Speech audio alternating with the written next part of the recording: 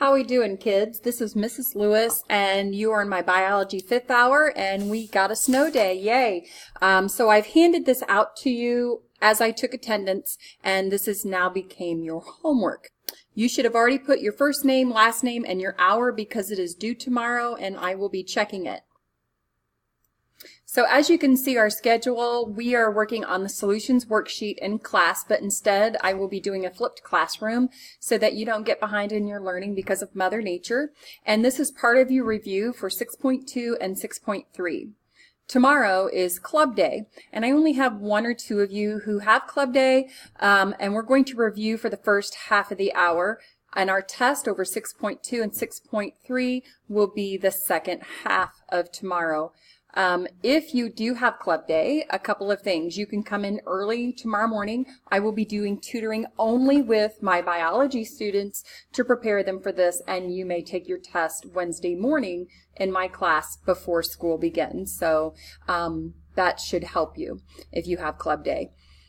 Wednesday will be the first day of our lab building macromolecules, and for 2 days you will be doing nothing but taking notes. And then on Friday we will be putting and assembling those macromolecule structures together, and I'll be walking you through that step by step. If we have snow day, this is something that you can still work on at home. That's one of the beautiful things about this particular lab activity. So this is our week. Even if we have snow days, stay tuned to Google Classroom because there will still be homework for you.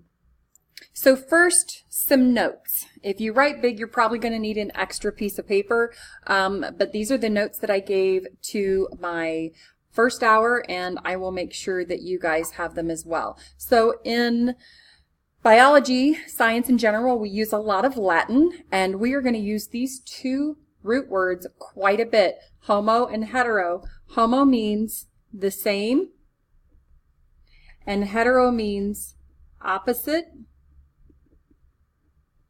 or different. So here we have the root words homogeneous and heterogeneous. So we know that this is going to mean something about the same, and this is going to mean something about the opposite or the different.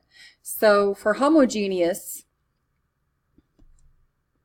it means it's uniform throughout. Can I have your... Meaning it can't be separated.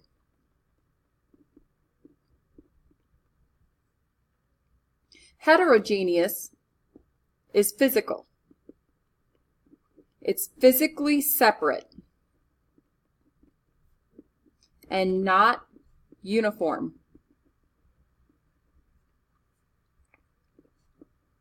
It can be reversed.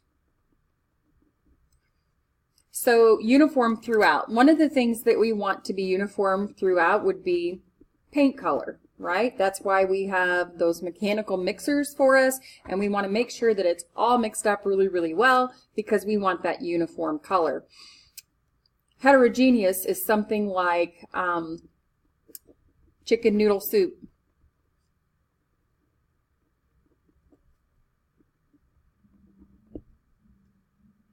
So I'm going to skip here to element because we've been talking about elements.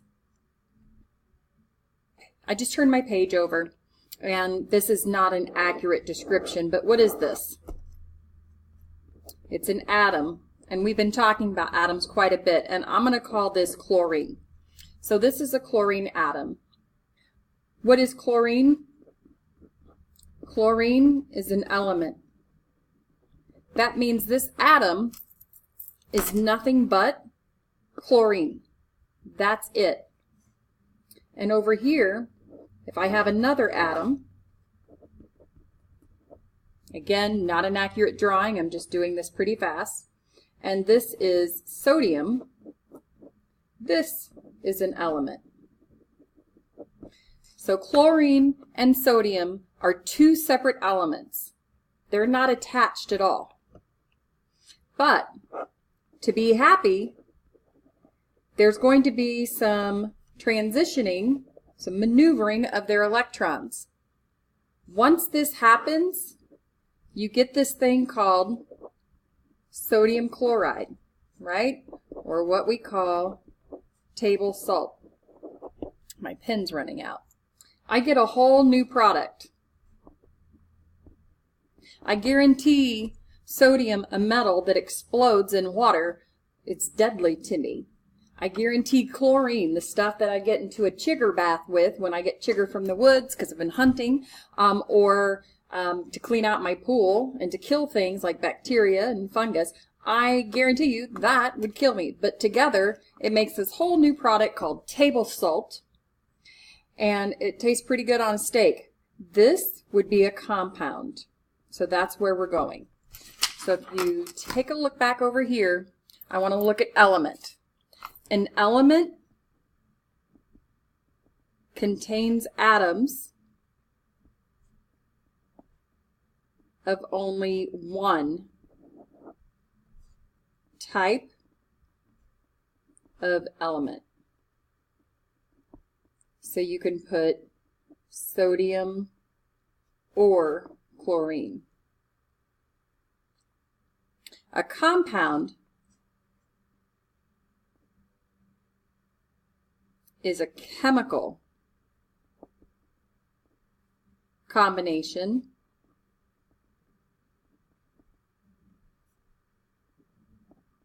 with a set ratio of atoms or different elements. And here we're going to put NaCl, and off to the side for compound, right bond. We have bonding that takes place, and we've been talking about that quite a bit. All right, so solution, solute, and solvent. A solution is a physical combination. It's also what we refer to as a mixture with a composition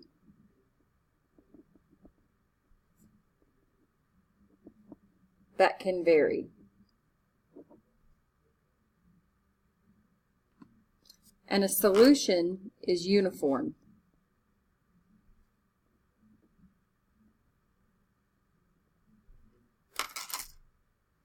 What else is uniform?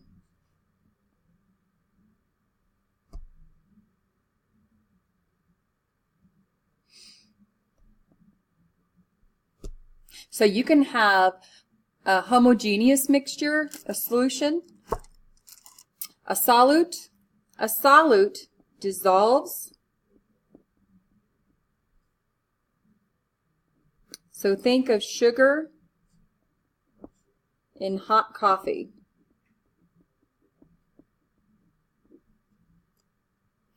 Solvent, this is not the best thing to write down, but for right now, for our introduction, this is what I want you to put. The one we have the most of. So your homework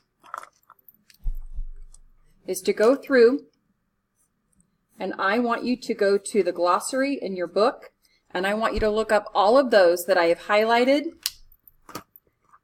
And on the back of your sheet, I want you to write down the definition from your book for each of those. So that is part of your homework. Okay?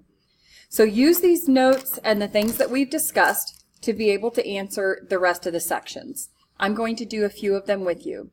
Classify the following types of matter as either HO, homogeneous, or HE, heterogeneous. Let's take a look at the first one. Carbonated soft drink with bubbles.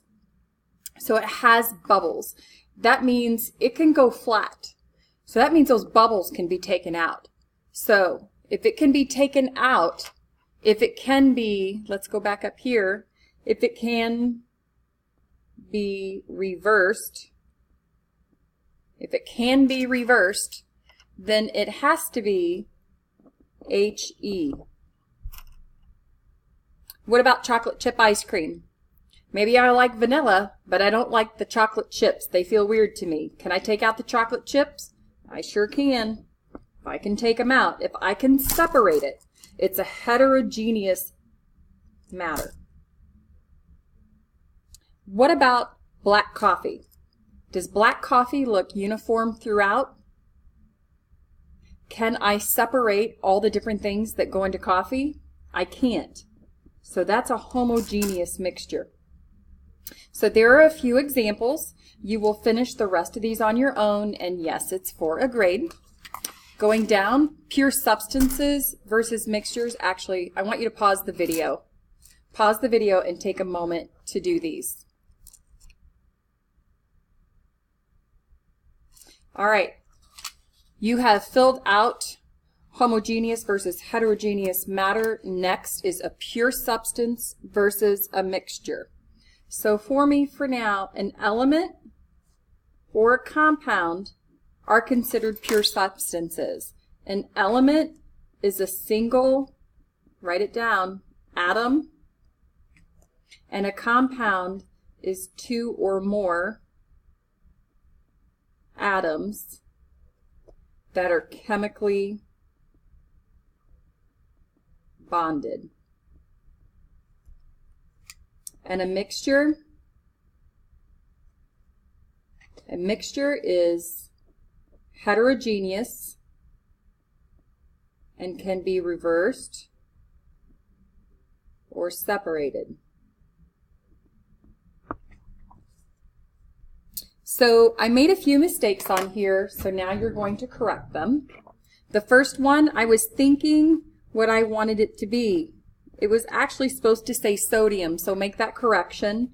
And obviously, you already have the answer to that one. Sodium is in the periodic chart of elements. It is an element.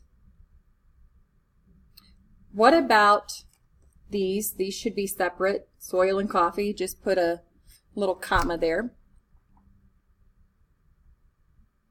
What about carbon dioxide? Carbon dioxide looks like this, CO2. It has one carbon for every two oxygens. That looks like a formula.